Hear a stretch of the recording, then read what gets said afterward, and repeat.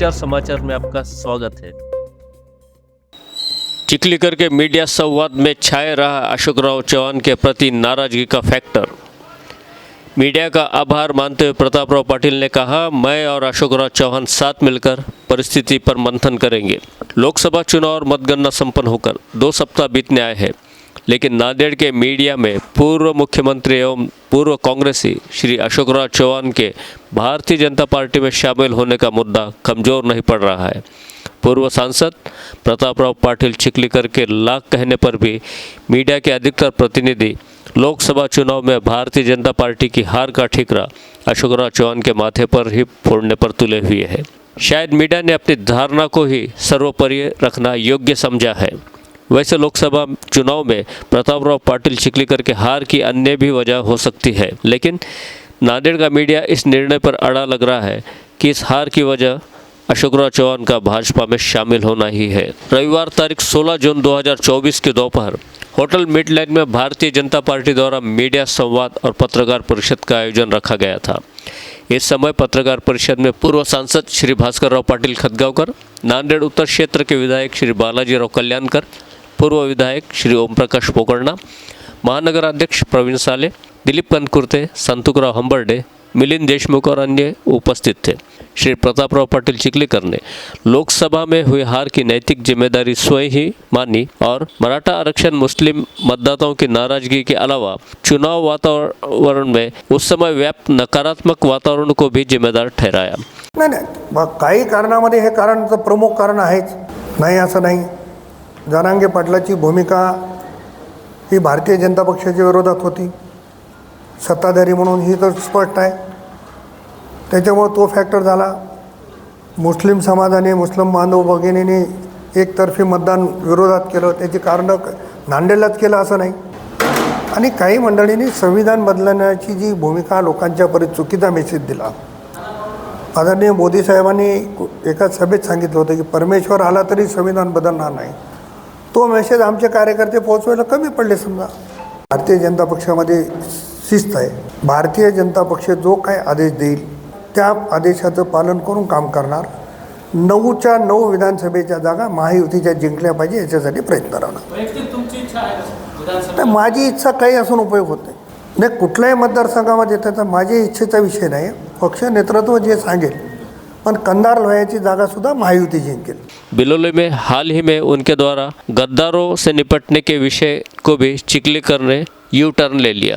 Nanded media द्वारा श्री चिखलीकर से पूछे गए सवालों में एक ही बात उलट पुलट कर व्यक्त होती रही कि लोकसभा चुनाव में भाजपा की हार का विषय अशोकराव चौहान के भाजपा में शामिल होने से मतदाताओं की नाराजगी से जुड़ा हुआ है।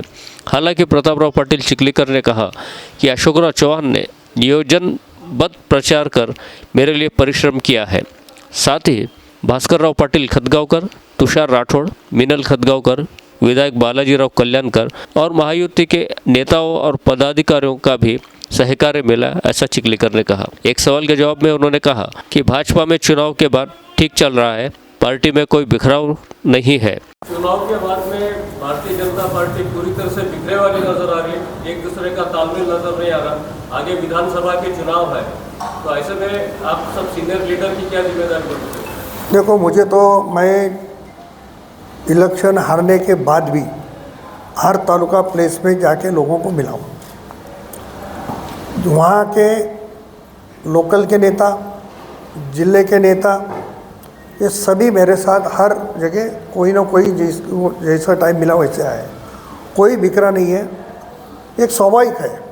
ये अपनी सीट जब हारती तो आदमी नाउम्मीद होता है, जीतती तो खुश होता है। 4 दिन तो ऐसे होने ही वाला है, पर कोई बिखरा नहीं है।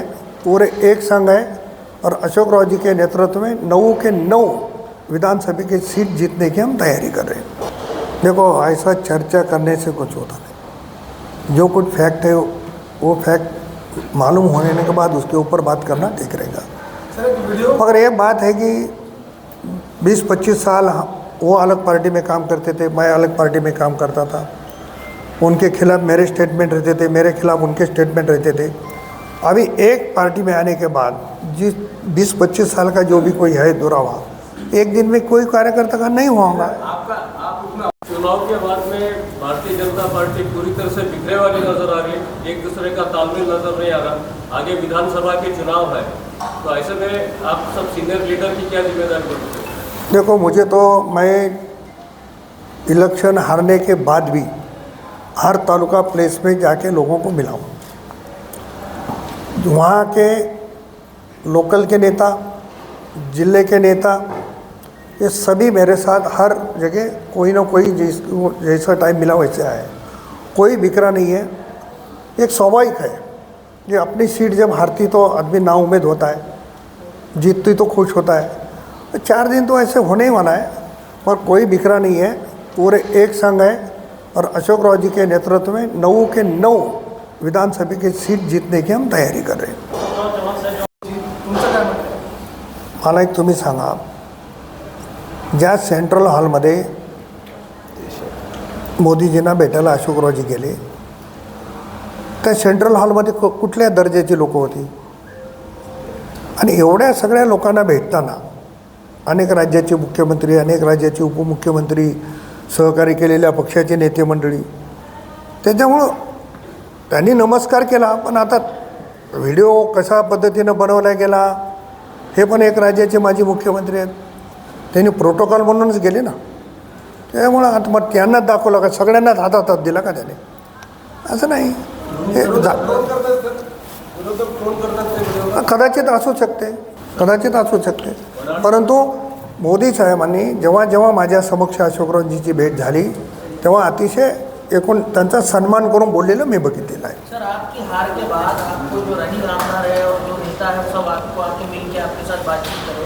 राजेश पवार और राठौड़ जी आपको आके मिले, आपको कुछ करे सर? आप मेरी तुषार राठौड़ से बात हो गई, मेरी बालाजीराव कल्याणकर से एक बात हो गई, मेरी राजेश पवार से बात नहीं हुई थी, क्योंकि वो इलेक्शन के बाद आउट ऑफ कंट्री गए थे, उसके लिए उनकी बात हुई नहीं। राम पटेल की मेरी बात हुई नहीं। श्री चिखलीकर ने पत्रकार परिषद में व्याप्त विषय को मोड़ देने के लिए ये दावा किया है कि आगामी विधानसभा चुनाव में महायुति को नांदेड़ जिले में 9 स्थान मिलेंगे और बड़ी जीत हासिल होगी। ठीक ऐसा ही दावा लोकसभा चुनाव से पूर्व श्री अशोकराव चौहान ने भी किया था।